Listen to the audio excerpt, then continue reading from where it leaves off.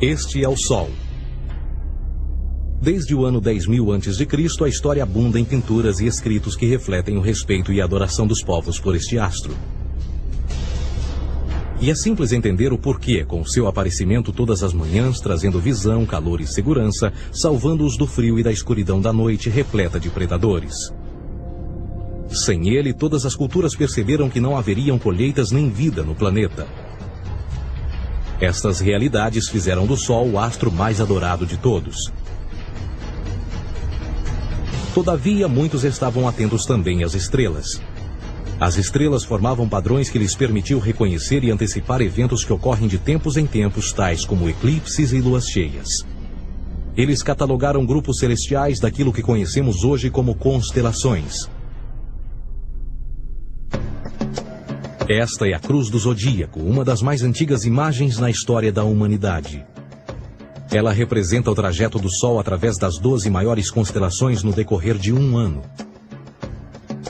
Ela também representa os 12 meses do ano, as 4 estações, solstícios e equinócios. O termo zodíaco está relacionado com o fato das constelações serem antropomorfismos ou personificações, como pessoas ou animais. Por outras palavras, as primeiras civilizações não só seguiam o Sol e as estrelas, como também as personificavam através de mitos que envolviam seus movimentos e relações. O Sol, com seu poder de dar vida e de salvar, também foram personificados como se representasse um Criador ou um Deus. Deus Sol, a luz do mundo, o Salvador da humanidade. Igualmente, as 12 constelações representaram lugares de viagem para o Deus Sol e foram nomeados por elementos da natureza que aconteciam nesses períodos de tempo. Por exemplo, Aquários, o portador da água que traz as chuvas da primavera. Este é Horus. Ele é o Deus Sol do Egito de 3.000 a.C. Ele é o Sol antropomorfizado e a sua vida é uma série de mitos alegóricos que envolvem o movimento do Sol no céu. Dos antigos hieróglifos egípcios conheceu-se muito sobre esse Messias solar. Por exemplo, Horus, sendo o Sol, tinha como inimigo o Deus Sete, que era a personificação das trevas ou da noite. E metaforicamente falando, todas as manhãs Horus ganhava a batalha contra Sete. E no fim da tarde, Sete conquistava Horus e o enviava para o mundo das trevas.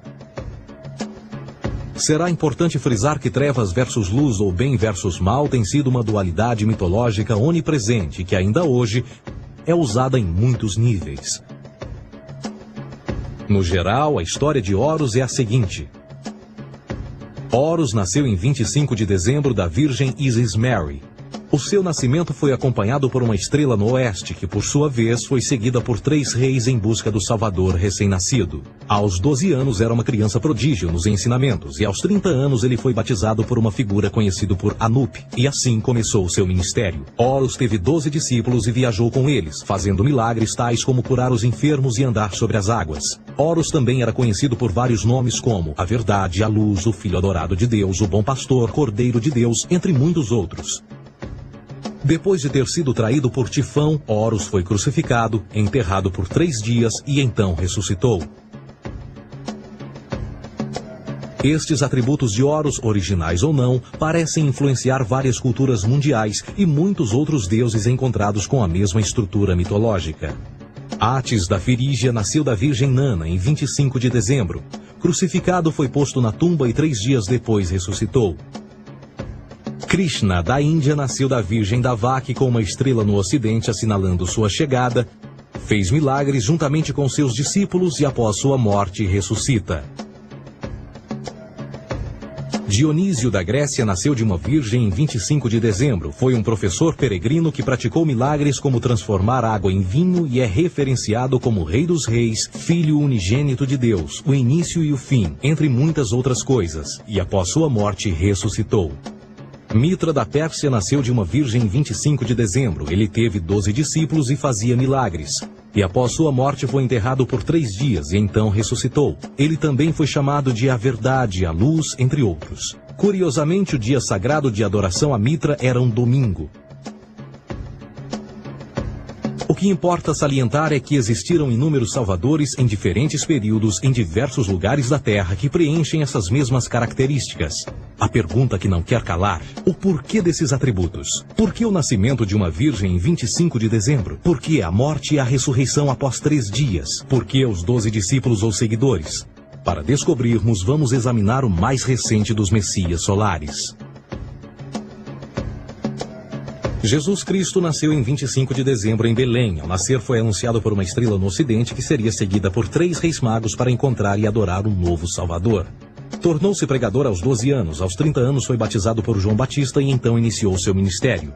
Jesus teve 12 discípulos que viajaram com ele praticando milagres como curar doentes, andar sobre a água, ressuscitar mortos. Ele também é conhecido como Rei dos Reis, o Filho de Deus, a luz do mundo, o início e o fim, o Cordeiro de Deus, entre muitos outros. Depois de ter sido traído por seu discípulo Judas por 30 moedas de prata, ele foi crucificado, posto em uma tumba e após 3 dias ele ressuscitou e ascendeu aos céus.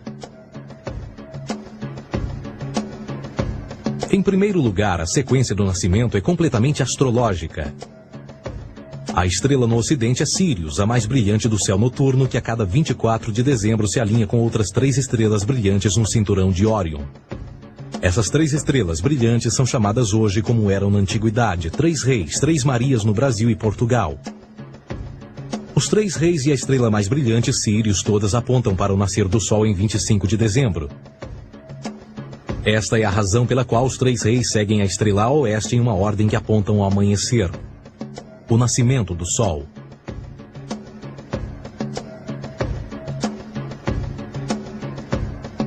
A Virgem Maria é a constelação de Virgo, também conhecida como Virgo, a Virgem. Virgo em latim significa virgem. Virgo também é conhecida como a Casa do Pão. E a representação de Virgo é uma virgem segurando um feixe de espigas de trigo. Esta Casa do Pão e o seu símbolo das espigas de trigo representa agosto e setembro, a época das colheitas. Por sua vez, Belém é a tradução ao pé da letra de a Casa do Pão. Belém também é a referência à constelação de Virgem, um lugar no céu, não na terra. Existe outro fenômeno muito interessante que ocorre em 25 de dezembro, é o solstício de inverno. Do solstício de verão ao solstício de inverno, os dias se tornam mais curtos e frios. Da perspectiva de quem está no hemisfério norte, o Sol parece se mover para o sul, ficar menor e mais fraco. O encurtamento dos dias e o fim das colheitas conforme se aproxima o solstício de inverno, simbolizando o processo de morte. Era a morte do Sol. Pelo 22º dia de dezembro, o falecimento estava completamente realizado e faz com que atinja seu ponto mais baixo no céu. Aqui algo curioso acontece. O Sol para de se mover por 3 dias. Durante estes 3 dias, o Sol fica pelas redondezas da constelação do Cruzeiro do Sul, ou Alfa Crucis. Depois desse período, em 25 de dezembro, o Sol se move 1 grau, dessa vez para o norte, trazendo perspectiva de dias maiores, mais calor e a primavera. E assim se diz: o Sol morreu na cruz, ficou morto por 3 dias, apenas para ressuscitar ou nascer mais uma vez. Esta é a razão pela qual Jesus e muitos outros deuses solares compartilham da ideia de crucificação, morte por 3 dias e o conceito da ressurreição. É o período de transição do Sol antes de mudar para a direção contrária no hemisfério norte, trazendo a primavera e assim a salvação. Todavia, eles não celebram a ressurreição do Sol até o equinócio da primavera, ou Páscoa. Isto é porque no equinócio da primavera o Sol domina oficialmente o mal, as trevas, assim como o período diurno se torna maior que o noturno. E o revitalizar da vida na primavera emerge. Agora, provavelmente, a analogia mais óbvia de todas neste simbolismo astrológico são os 12 discípulos de Jesus. Eles são simplesmente as 12 constelações do zodíaco com que Jesus, sendo o Sol, viaja. De fato, o número 12 está sempre presente ao longo da Bíblia.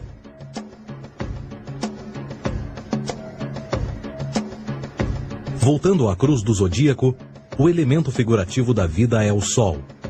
Isto não é uma mera representação artística ou ferramenta para seguir os movimentos do Sol. Era também um símbolo espiritual pagão. Uma logografia similar a isto. Isto não é um símbolo do cristianismo. É uma adaptação pagã da cruz do zodíaco.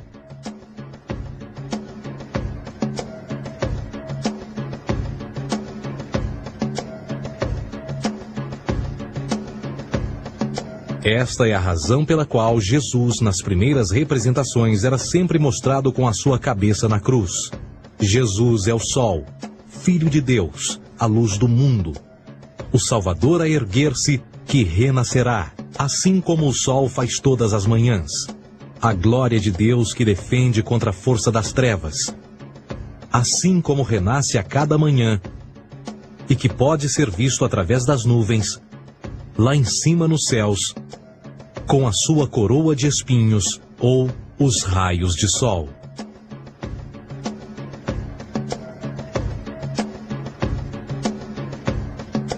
Agora, nas muitas referências astrológicas ou astronômicas na Bíblia, uma das mais importantes tem a ver com o conceito de eras. Através das Escrituras há inúmeras referências a essa era. Para compreender isto, precisamos primeiro estar familiarizados com o fenômeno da precessão dos equinócios. Os antigos egípcios, assim como outras culturas antes deles, reconheceram que aproximadamente de 2150 em 2150 anos, o nascer do Sol durante o equinócio de primavera ocorria num diferente signo do zodíaco. Isto tem a ver com a lenta oscilação angular que a Terra tem quando roda sobre o seu eixo. É chamado de precessão porque as constelações vão para trás, em vez de permanecerem no seu ciclo anual normal. O tempo que demora cada precessão através dos 12 signos é de 25.765 anos. Este ciclo completo é chamado também de Grande Ano, e algumas civilizações ancestrais sabiam disso. Referiam-se a cada ciclo 2150 anos como Era. De 4.300 a.C. a 2150 a.C. foi a Era de Touro. De 2150 a.C. a 1 d.C. foi a Era de Áries. E de 1 d.C. a 2150 d.C. é a Era de Peixes, a era que permanecemos nos dias de hoje. E por volta de 2150 entraremos na nova era, a Era de Aquários. Agora, a Bíblia refere-se por alto ao movimento simbólico durante 3 eras, quando se vislumbra já é uma quarta. No Velho Testamento, quando Moisés desce o Monte Sinai com os 10 mandamentos, ele está perturbado ao ver sua gente adorar um bezerro dourado. De fato, ele até partiu as pedras dos 10 mandamentos e disse a todos para se matarem uns aos outros para purgarem o mal.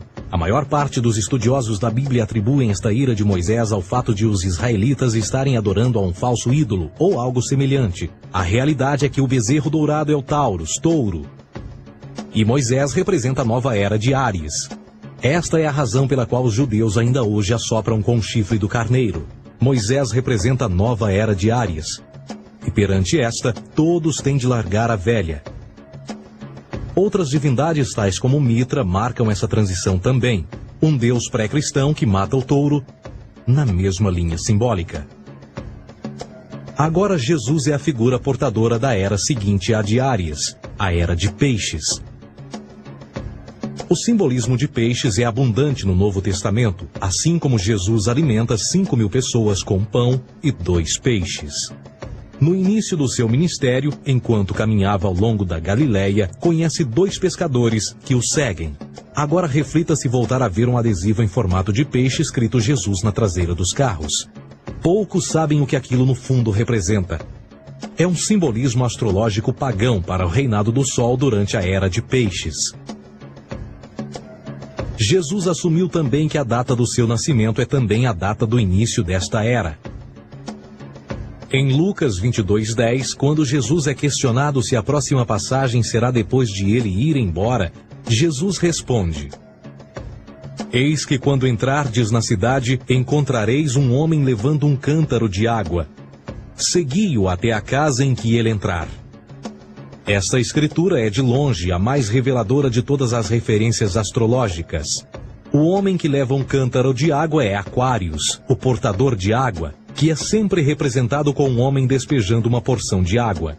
Ele representa a era depois de Peixes, e quando o Sol, Filho de Deus, sair da era de Peixes, Jesus, entrará na casa de Aquários, e Aquário é antes de Peixes na precessão dos equinócios. Tudo o que Jesus diz é que depois da era de Peixes chegará a era de Aquário.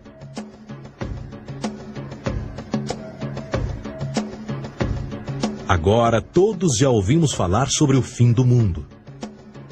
Deixando à parte o lado cartunista no livro de Apocalipse, a espinha dorsal nesta ideia surge em Mateus 28:20, onde Jesus diz: Eu estarei convosco até o fim do mundo, dos séculos em português. Contudo, na tradução inglesa da Bíblia, a palavra mundo está mal traduzida.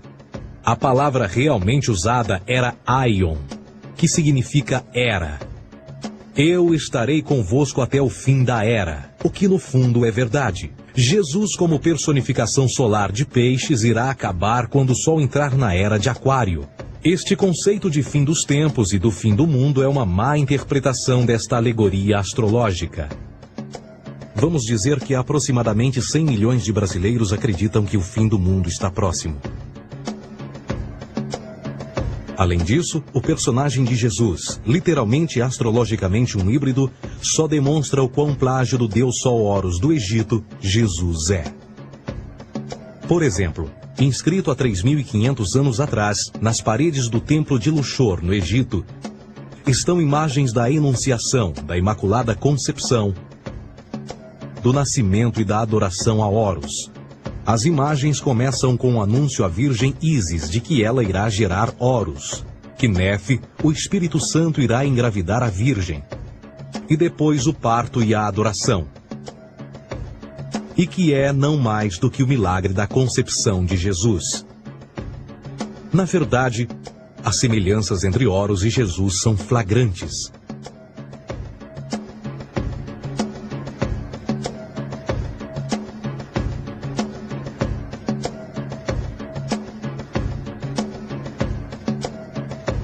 E o plágio continua. A história de Noé e da sua arca é tirada diretamente das tradições. O conceito de dilúvio é presente em todas as antigas civilizações, em mais de 200 diferentes citações em diferentes períodos e tempos. Contudo, não será preciso ir muito além da fonte pré-cristã para encontrar a epopeia de Gilgamesh, escrita em 2600 a.C. Esta história fala sobre grandes inundações ordenadas por Deus, uma arca com animais salvos e até mesmo o libertário retornar da pomba, entram em concordância com a história bíblica, entre muitas outras semelhanças. E depois há a história plagiada de Moisés, sobre o nascimento de Moisés. Disse que ele foi colocado numa cesta de cana e lançado ao rio para evitar um infanticídio. Ele foi mais tarde salvo pela filha de um rei e criado por ela como um príncipe. Esta história do bebê numa cesta foi retirada do mito de Sargão de Acade por volta de 2250 a.C. Depois de nascer, Sargão foi posto numa cesta de rede para evitar um infanticídio e lançado ao rio. Foi depois salvo e criado por Aqui, uma esposa da realeza Acádia. Além disso, Moisés é conhecido como legislador, portador dos 10 mandamentos e da lei mosaica. Contudo, a ideia de a lei ser passada de um deus para um profeta numa montanha é também antiga. Moisés é somente um legislador numa longa linha de legisladores na história mitológica. Na Índia, Manou foi o grande legislador. Na ilha de Creta, Minos ascendeu ao monte Ida, onde Zeus lhe deu as leis sagradas. Enquanto que no Egito, Moisés tinha nas suas pedras tudo o que Deus lhe disse. E no que diz respeito a estes 10 mandamentos, foram retiradas a papel químico do feitiço 125 do Livro dos Mortos do Antigo Egito. O que é que o Livro dos Mortos dizia? Eu nunca roubei, tornou-se tu nunca roubarás. Eu nunca matei, tornou-se nunca matarás. Eu nunca menti, tornou-se nunca levantarás falsos testemunhos. E por aí adiante. A religião egípcia é, no fundo, a base fundamental para a teologia judaico-cristã. Batismo, vida após a morte, julgamento final, imaculada concepção, ressurreição, crucificação, a arca da aliança, circuncisão, salvadores, comunhão sagrada, dilúvio, Páscoa, Natal, a passagem e muitas outras coisas e atributos são ideias egípcias, nascidas muito antes do cristianismo ou judaísmo.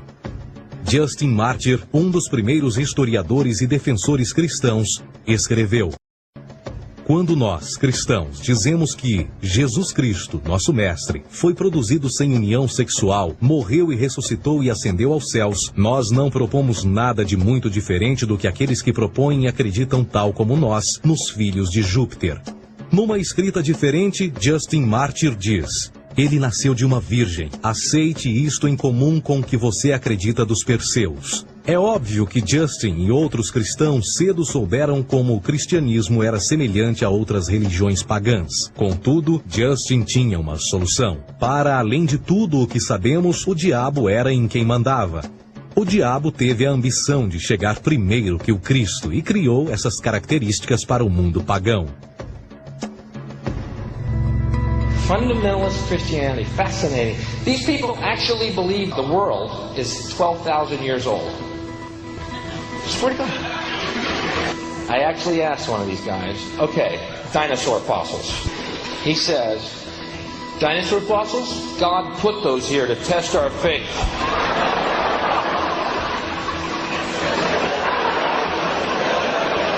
I think God put you here to test my faith, dude. A Bíblia não é nada mais do que um híbrido literário astroteológico, tal como todos os mitos religiosos que os antecederam. De fato, o aspecto da transferência de atributos e umas personagens para as outras é facilmente reconhecida no próprio livro em si. No Antigo Testamento há a história de José. José era um protótipo de Jesus. José nasceu de um milagre, Jesus nasceu de um milagre. José tinha 12 irmãos, Jesus tinha 12 discípulos. José foi vendido por 20 pratas, Jesus foi vendido por 30 pratas. Irmão Judá sugere a venda de José. O discípulo Judas sugere a venda de Jesus.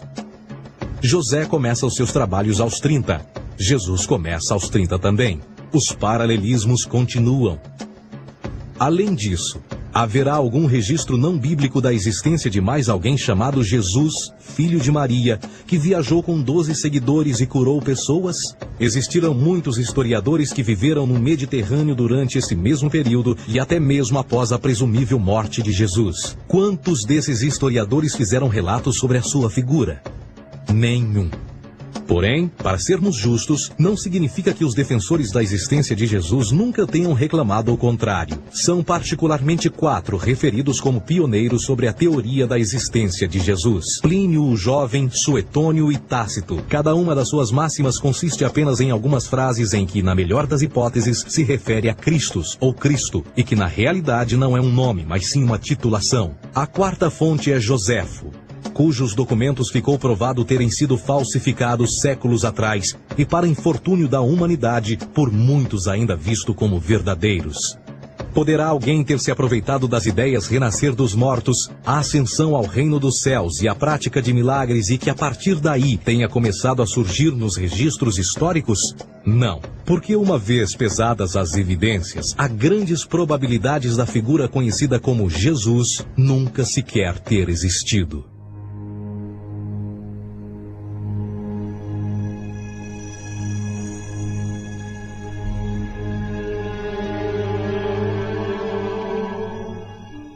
We don't want to be unkind, but we want to be factual. We don't want to cause hurt feelings, but we want to be academically correct in what we understand and know to be true. Christianity just is not based on truth. We find that Christianity was in fact nothing more than a Roman story, developed politically. A realidade consiste em que Jesus foi a divindade solar do setor gnosticista cristão e, tal como outros deuses pagãos, era uma figura mítica. Foi sempre o poder político que procurou monopolizar a figura de Jesus para controle social. Por volta de 325 d.C., em Roma, o imperador Constantino reuniu o Concílio Ecumênico de Niceia e foi durante esta reunião que as doutrinas políticas com motivação cristã foram estabelecidas e assim começou uma longa história de derramamento de sangue e fraude espiritual. E nos 1600 anos que se seguiram, o Vaticano dominou politicamente e com mão de ferro toda a Europa, conduzindo-a a um período de obscurantismo, onde o conhecimento era apenas um privilégio da Igreja, as Cruzadas e a Santa Inquisição. O cristianismo, bem como todas as crenças teístas, são a fraude desta era. Serviu para afastar os seres humanos do seu meio natural e da mesma maneira uns dos outros. Sustenta a submissão cega do ser humano à autoridade. Reduz a responsabilidade humana sob a premissa de que Deus controla tudo e que, por sua vez, os crimes mais terríveis podem ser justificados em nome da perseguição divina. E o mais importante, dá o poder àqueles que sabem a verdade e usam o mito para manipular e controlar sociedades. O mito religioso é o mais poderoso dispositivo já criado e serve como base psicológica para que outros mitos floresçam ou justifiquem.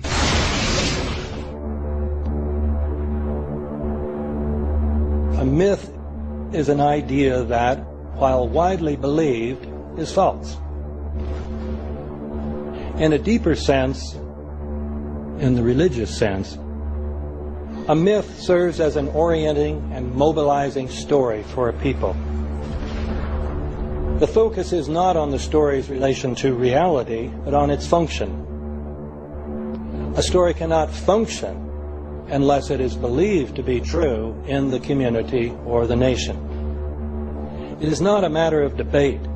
If some people have the bad taste to raise the question of the truth of the sacred story, the keepers of the faith do not enter into debate with them. They ignore them or denounce them as blasphemers.